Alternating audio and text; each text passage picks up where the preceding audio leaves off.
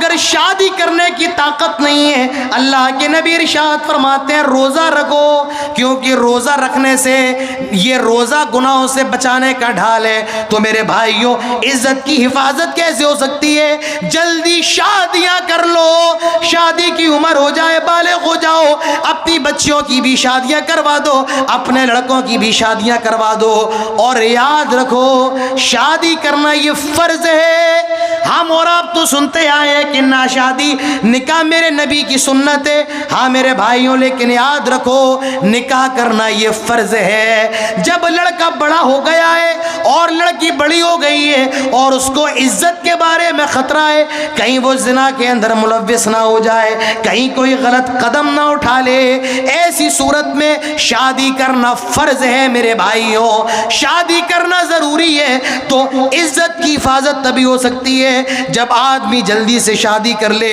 اللہ کے نبی فرماتے ہیں اذا تزوج العبد فقد استکمل نصف الدین فلیتق اللہ فی النصف الباقی۔ آدمی جب شادی کر لیتا ہے اس کا آدھا دین کمپلیٹ ہو جاتا ہے، ہاف دین کمپلیٹ ہو جاتا ہے۔ اللہ کے نبی فرماتے ہیں فلیتق اللہ، آدھا دین جو بچا ہوا ہے اس میں اللہ تعالیٰ سے وہ ڈرے، اللہ تعالیٰ کا تقوی اختیار کرے۔ تو میرے بھائیوں، یہ نہ دیکھو مال کتنا زیادہ ملے گا، یہ نہ دیکھو پیسہ کتنا زیادہ ملے گا، یہ نہ دیکھو جہیز ملے گا یا نہیں ملے گا، نیک لڑکی مل جائے جلدی سے شادی کر دو۔ اور اے لڑکی کے والدوں، میں تم سے بھی کہنا چاہتا ہوں جب نیک لڑکا مل جائے، دیندار لڑکا مل جائے، تو یہ نہ دیکھو لڑکے کا کاروبار کتنا بڑا ہے، لڑکے کا گھر کتنا بڑا ہے، لڑکے کے پاس زمینیں کتنی ہیں، اس کے پاس پیسہ کتنا زیادہ ہے، نہیں نہیں، دیندار لڑکا ملے تم بھی اپنی بچیوں کی شادی کر دو۔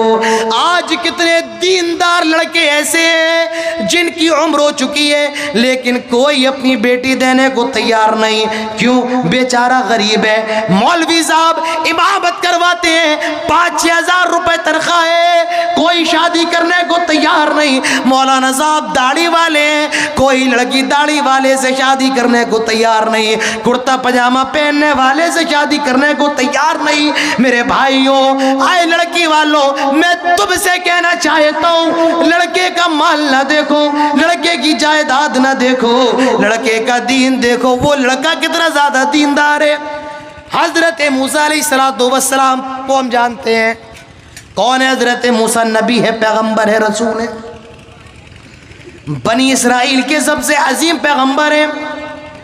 آؤ آج میں آپ کو حضرت موسیٰ علیہ السلام کے نکاح کا واقعہ بتاتا ہوں، اور مجھے امید ہے کہ آج سے پہلے آپ نے کبھی یہ واقعہ نہیں سنا ہوگا کہ حضرت موسیٰ علیہ السلام کا نکاح کیسے ہوا ہے۔ اپنے گھر لے کر کے جاؤ، دل تھام کے سننا ہی ہے، بالکل توجہ کے ساتھ۔ حضرت موسیٰ علیہ السلام مصر سے بھاگ جاتے ہیں، غلطی سے ایک آدمی کو مار دیا تھا اور وہ مر گیا تھا۔ فخرج منها خائفا، حضرت موسیٰ علیہ السلام مصر سے بھاگ جاتے ہیں اور کئی دن چلنے کے بعد ایک بستی کے اندر پہنچتے ہیں، اور اس بستی کا نام مدین تھا۔ ایک پیڑ کے نیچے بیچارے لیٹ جاتے ہیں، پیڑ کے نیچے آرام کر رہے ہیں اور اللہ سے دعا کر رہے ہیں اللہ تعالیٰ مجھے رزق دے دے، اللہ میں بھوکا ہوں۔ حضرت موسیٰ علیہ السلام کی نظر دو لڑکیوں پر پڑتی ہے جو اپنے جانوروں کو پکڑے ہوئے کھڑی ہیں۔ حضرت موسیٰ ان دونوں لڑکیوں کے پاس جاتے ہیں اور کہتے ہیں کیا ماجرا ہے، کیا بات ہے، تم دونوں لڑکیوں یہاں پر کیوں کھڑی ہوئی ہو؟ وہ دونوں لڑکیاں کہتی ہیں کہ ہمیں اپنے جانوروں کو کنویں سے پانی پلانا ہے، اور وہ مرد اپنے جانوروں کو کنویں سے پانی پلا رہے ہیں، جب تک وہ پانی پلا کر کے فارغ نہ ہو جائیں تب تک ہم پانی نہیں پلائیں گے۔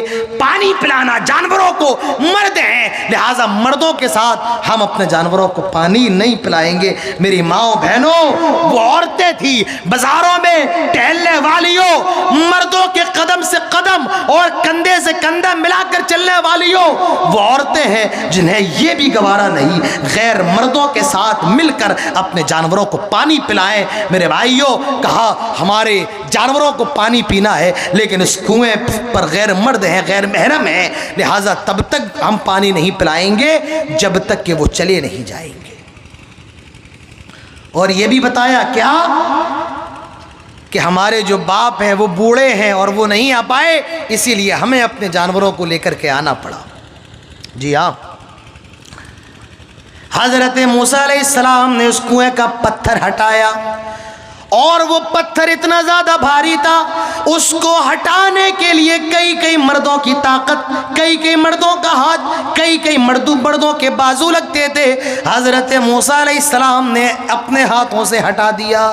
باڈی بلڈر آدمی تھے حضرت موسیٰ علیہ السلام۔ حضرت موسیٰ بڑے طاقتور آدمی تھے۔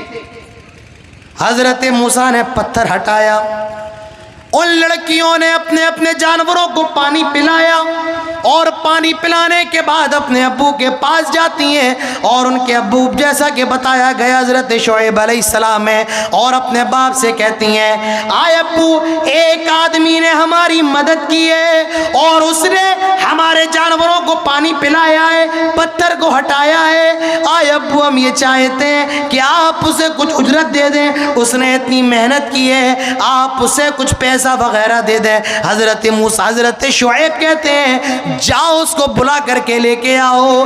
ایک لڑکی حضرت موسیٰ کو بلانے جاتی ہے، اور کیسے جاتی ہے؟ قرآن کہتا ہے تمشی علی استحیاء، بڑے شرماتے ہوئے شرمیلی چال سے آتی ہے۔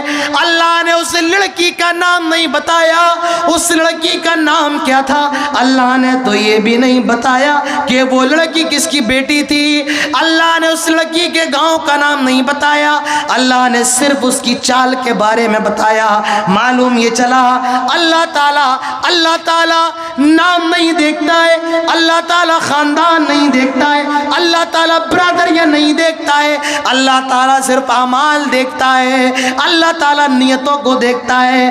تمشی علی استحیاء، وہ بڑے شرماتے ہوئے حضرت موسیٰ کے پاس آئی، شرم و حیا سے لپٹ کر کے، شرم و حیا کا نقاب پہن کر کے آئی۔ میری ماں و بہنوں، عورت کا سب سے بڑا زیور، اس کا ہار، اس کے کنگن، اس کا تاج اگر کوئی ہے تو وہ شرم ہے، حیا ہے، اور جس عورت سے حیا نکل جائے، شرم نکل جائے، وہ عورت بے حیا ہے۔ وہ عورت، شرم و حیا عورت کا لباس ہے، جس عورت سے شرم نکل جائے وہ عورت ننگی ہے، برہنہ ہے۔ میرے بھائیوں، تو وہ لڑکی آئی، اور کیسے آئی؟ بڑے شرماتے ہوئے، اور حضرت موسیٰ سے کہتی ہے کیا کہ آپ کو ابو بلا رہے ہیں، چلیے آپ کو ابو بلا رہے ہیں۔ کہا ٹھیک ہے۔ حضرت موسیٰ علیہ السلام پہنچے، حضرت شعیب علیہ السلام نے دیکھا اچھا یہ لڑکا ہے۔ ان لڑکیوں نے بتا دیا تھا کہ موسیٰ علیہ السلام کے بارے میں بڑے دیندار ہیں، ہماری طرف غلط نگاہ سے نہیں دیکھا۔ حضرت شعیب علیہ السلام نے ساری بات پوچھی، انہوں نے بتایا کہ میں مصر سے بھاگ کر کے آیا ہوں، مجھ سے قتل ہو گیا تھا انجانے میں مصر سے بھاگ کر کے آپ کے ملک میں آیا ہوں۔ حضرت شعیب علیہ السلام کہتے ہیں آئے موسیٰ، میں آپ کو ایک آفر دینا چاہتا ہوں۔ کہا کون سا آفر؟ اب دیکھو آفر دیکھو، نوجوانوں، جو لڑکیاں غیر شادی شدہ ہیں وہ بھی غور کریں، اور جو لڑکے غیر شادی شدہ ہیں وہ بھی غور کریں۔ حضرت شعیب علیہ السلام کہتے ہیں آئے موسیٰ، میں اپنی ایک لڑکی کا نکاح آپ کے ساتھ کرنا چاہتا ہوں، اور اس شرط پر کرنا چاہتا ہوں کہ 8 سال تک آپ میری خدمت کریں گے، میری دیکھ بھال کریں گے۔ میں بوڑھا ہوں، بستر پہ پڑا رہتا ہوں، لہٰذا 8 سال آپ کو میری خدمت کرنا ہوگی۔ اس شرط پر میں اپنی ایک لڑکی کا نکاح آپ کے ساتھ کر دیتا ہوں، اور اگر 10 سال کر دے تو یہ اور زیادہ اچھی بات ہے۔ میرے بھائیوں، میں آپ کو بتانا یہ چاہتا ہوں، حضرت شعیب علیہ السلام نے موسیٰ کے اندر یہ نہیں دیکھا یہ کتنا پیسے والا ہے، اس کا باپ کتنا کروڑ پتی ہے، اس کے پاس بنگلہ کتنا بڑا ہے، اس کی گاڑی کتنی بڑی ہے. حضرت شعیب علیہ السلام نے یہ نہیں دیکھا یہ کیسا ہے.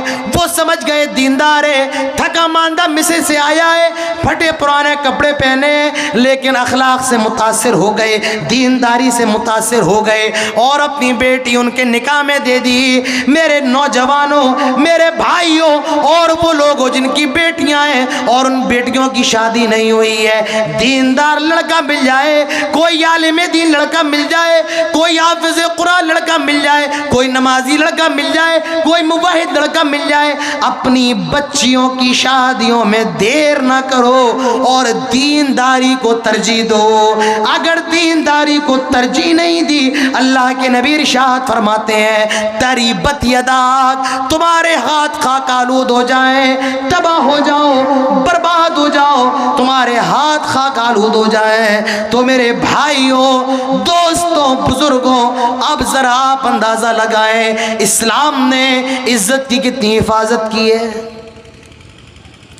اسلام تو وہ مذہب ہے جو پیٹ میں پلنے والے, مادر رحم میں پرورش کرنے والے بچے کو بھی دنیا کے اندر آنے کی پوری اجازت دیتا ہے.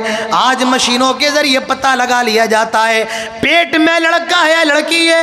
اگر لڑکی ہوتی ہے تو اس کو پیٹ کے اندر مار دیا جاتا ہے, ابورشن کروا دیا جاتا ہے, اور لڑکا ہوتا ہے تو میرے بھائیوں اس کو اس کی ڈلیوری کروا دی جاتی ہے. اسلام کہتا ہے مادر رحم میں پلنے والے بچے کو بھی ضائع کرنے کی اجازت نہیں ہے.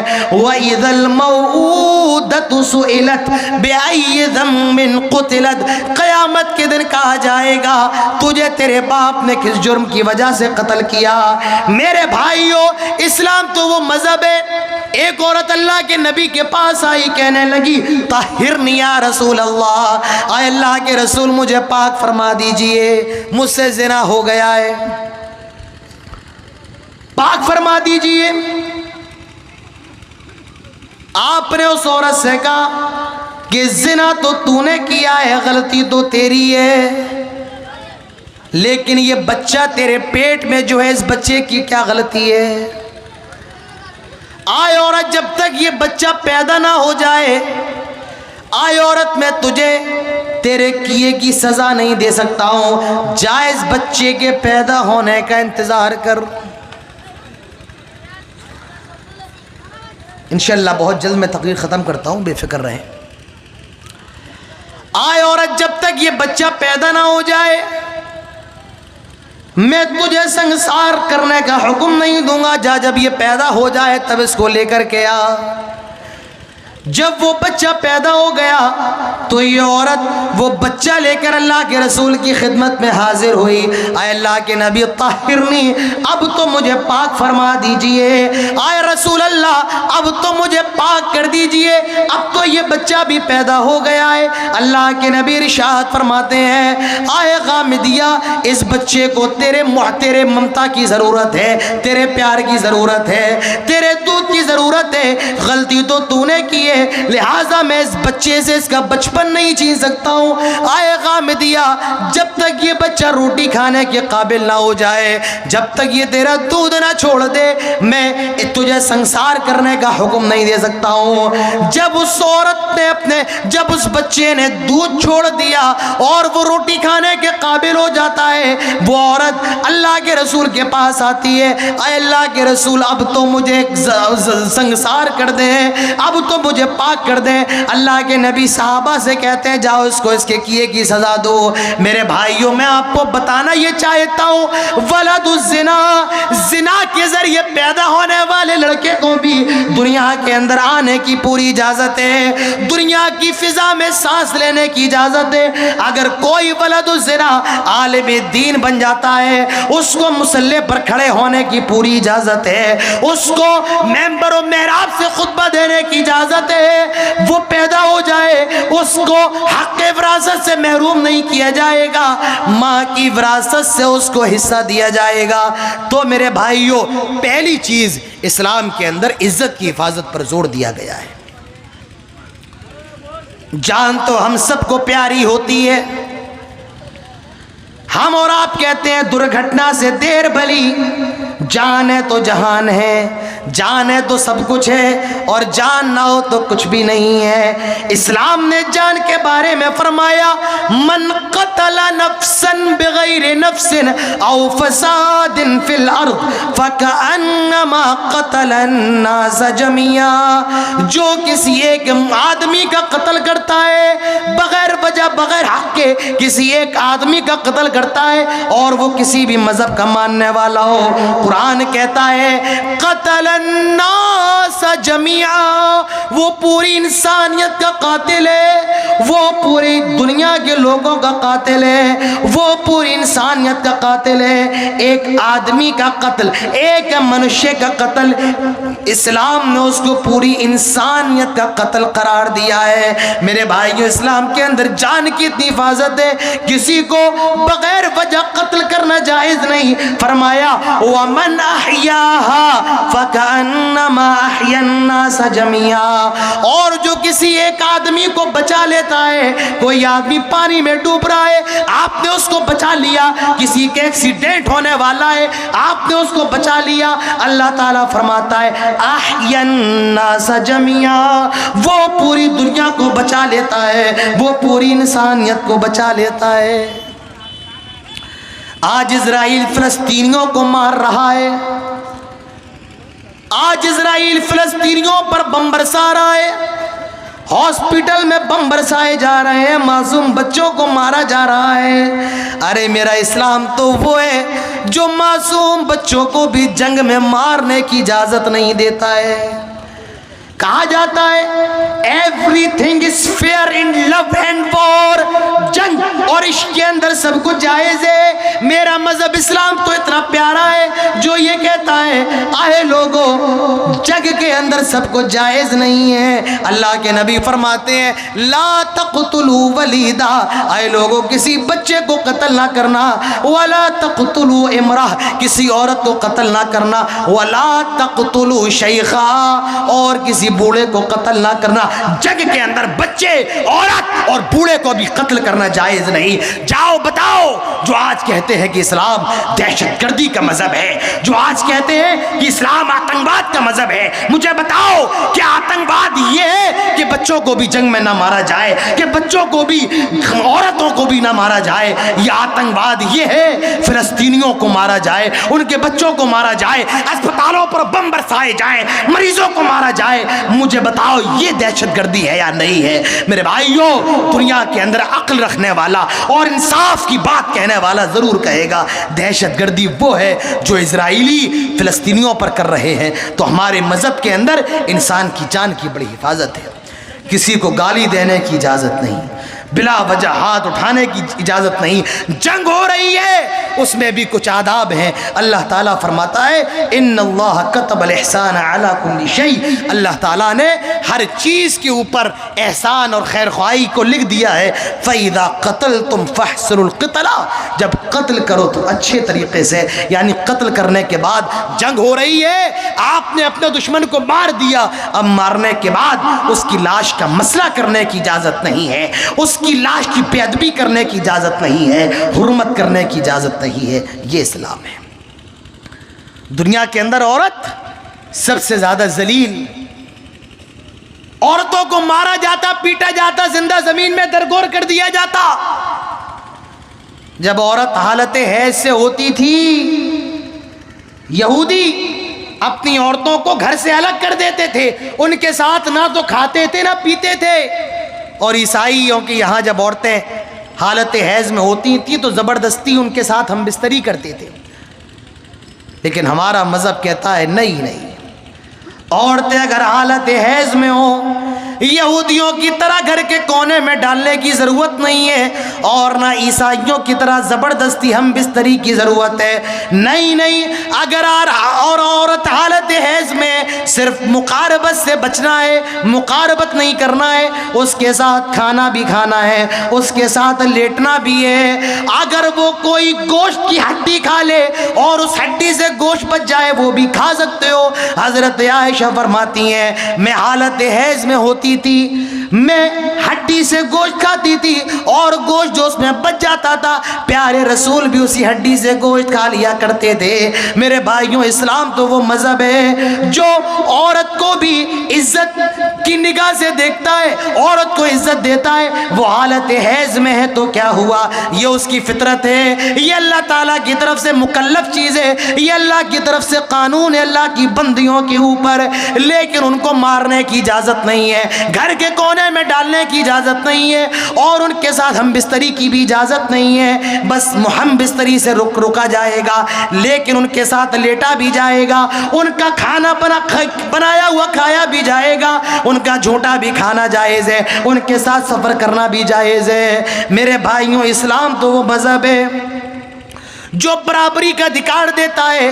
کبھی سعودی عرب چلے جاؤ، خانہ کعبہ کی مسجد میں نماز پڑھو، خانہ کعبہ کی صفائی کرنے والا اور مکے کا خلیفہ ایک ہی صف میں کھڑے ہو کر نماز پڑھتے ہیں، اور وہ یہ سبق دیتے ہیں ایک ہی صف میں کھڑے ہو گئے، ایک ہی صف میں کھڑے ہو گئے محمود و عیاض، نہ کوئی بندہ رہا نہ کوئی بندہ نواز۔ اللہ کے گھر میں میرے بھائیوں کوئی بڑا نہیں ہوتا ہے، کوئی چھوٹا نہیں ہوتا ہے۔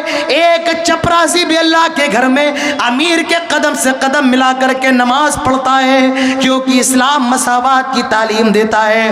کوئی کسی سے بڑا نہیں، خان انصاری سے بڑا نہیں، شیر شاہ وادی انصاری سے بڑا نہیں، انصاری شیر شاہ وادی سے بڑا نہیں، کوئی کسی سے بڑا نہیں۔ تم سب ایک ہی ماں باپ کی اولاد ہو، لیکن ہاں تم سب میں اللہ کی نظر میں سب سے بہتر وہ ہے جو اللہ تعالیٰ سے سب سے زیادہ ڈرتا ہو۔ تو میرے بھائیو اسلام یہ عدل و مساوات کا مذہب ہے، اسلام انسانیت کا مذہب ہے۔ آج ضرورت ہے ہم بتائیں کہ اسلام انسانیت مانوتا ہیومینٹی کا مذہب ہے، اسلام کے اندر آتنکواد کی کوئی گنجائش نہیں ہے۔ میرے بھائیو میرا وقت پورا ہو گیا ہے، اور میرے بعد جن مقرر کو بولنا ہے وہ بھی آپ کے سامنے حاضر ہو چکے ہیں۔ اللہ تعالیٰ ہم سب کو انسانیت سمجھنے کی توفیق نصیب فرمائے اور انسانیت کو پھیلانے کی توفیق نصیب فرمائے۔ میرے بھائیوں غریبوں کا خیال رکھو، اپنوں کا خیال رکھو، پرایوں کا خیال رکھو۔ کوئی بھوکا ہو اس کو کھانا کھلاؤ، کیونکہ کھانا کھلانا بہت بڑے ثواب کا کام ہے۔ اور یہ